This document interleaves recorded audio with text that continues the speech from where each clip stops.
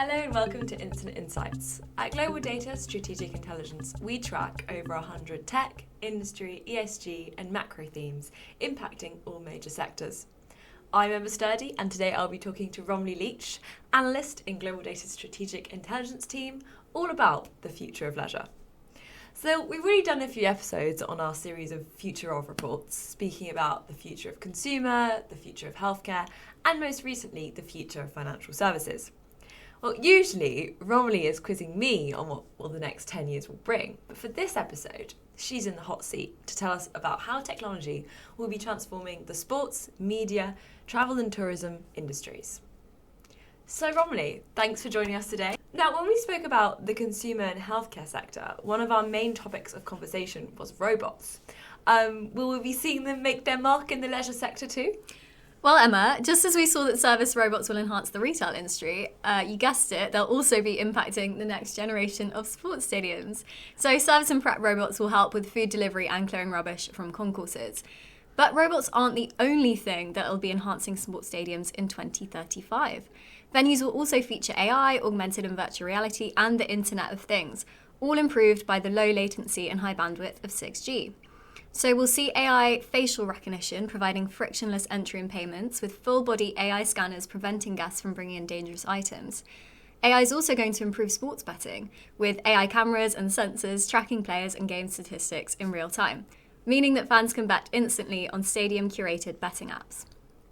Alongside this, clubs and sponsors will also be offering hyper-realistic AR and VR experiences for fans to enjoy on match days, so things like recreating iconic moments from the players' perspectives. AR will also be improving how fans navigate the stadium itself, with AR-enhanced digital signage guiding them to their seats, or nearby concessions with shorter queues, so that will boost sales and reduce waiting times. Sounds like we'll be having some pretty futuristic experiences by the time 2035 comes around. If stadiums are changing that much for sports fans, can we safely assume that things will look pretty different for music fans too? You'd certainly be right to assume so, Emma. I'm sure you've already seen that the music industry is embracing AR, so some AR-enhanced performances see concert goers experiencing projection-based AR effects, like 3D animations synchronized to the beat, or virtual song lyrics projected onto physical environments added to the performance. However, what we'll be increasingly seeing more of in the next 10 years is musicians as avatars. So you've probably already heard of ABBA Voyage, where avatars, or avatars, perform virtual concerts alongside a live band. Ahead of the concerts, the ABBA band members will motion capture suits and were filmed performing the setlist with 160 cameras.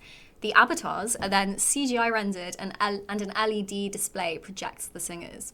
So these concerts have been an enormous success, and similar endeavours from artists are likely to take place in the next 10 years.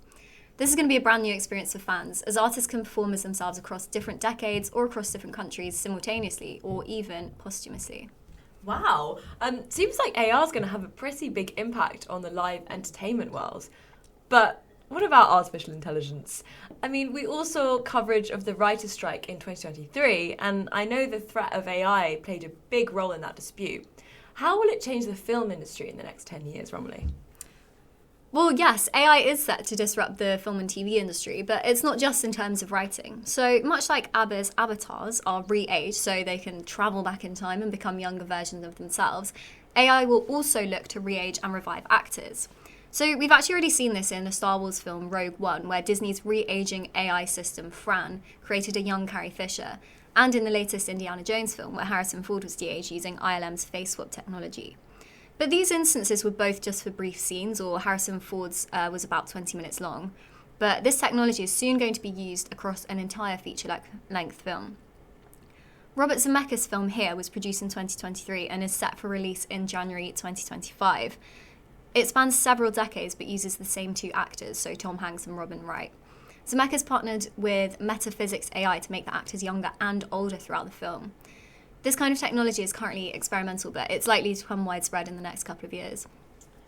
Thanks, Romilly. That's all very interesting. So we've covered the media and sports industries. What can you tell me about the future of travel and tourism? I think this is the bit I'm the most excited for. Well, understandably, I think, because newer forms of tourism, like ecotourism, are increasing in popularity, following an uptick in environmental consciousness in the past few years. So ecotourism is a practice that promotes local economies and the responsible use of natural resources. These experiences frequently have an educational component to them as well, so visitors have the opportunity to learn about diverse environments and peoples and the importance of conservation. Indeed, a global data survey from Q2 2023 found that 62% of respondents agreed that they were more loyal to brands that supported environmental matters. So we know consumers are eager for more green initiatives. But alongside ecotourism, there's also the development of sustainable aviation practices, which are going to be essential for the travel and tourism industry to have an environmentally viable future. This means sustainable aviation fuels, or SAFs, which are made from renewable resources like biomass and waste oils, will be used in aircrafts. There are quite a few challenges with this, however, so we'll have to overcome those for SAFs to be viable by 2035. So this includes a limited supply of fuel sources, technological barriers, and of course regulation. So hopefully we'll be concentrating on working out how we can save the Earth while we travel. But what about beyond Earth? I mean, is there really going to be a future for space tourism? Well, Emma, that's the big question. And actually, yes, space tourism and the wider space economy will become increasingly important in the coming years. So tourists, particularly the ultra-wealthy, are likely to be searching for exclusive and unique experiences when they're travelling. So this means that going to the edge of space actually will likely become a popular and achievable aspiration. Now, hotels in space are somewhere in the future, but the technologies that would allow us to build them one day will become more developed in the next 10 years. So this means that tech like reusable launch vehicles and materials like carbon nanotubes will become accessible to those involved in extraterrestrial enterprises.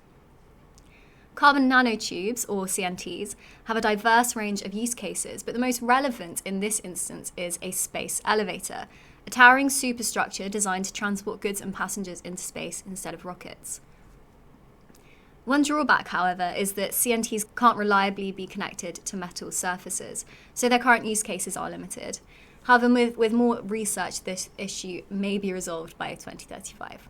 So essentially, yes, there's great potential for space tourism, but it's certainly in very early stages and is set to be that way for the next few years at least. Oh, thanks, Romilly. Well, I hope one day to be able to make it to the moon. But unfortunately, that's all we have time for today. So thank you for those instant insights. Thanks for listening. And from us in Strategic Intelligence, see you next time.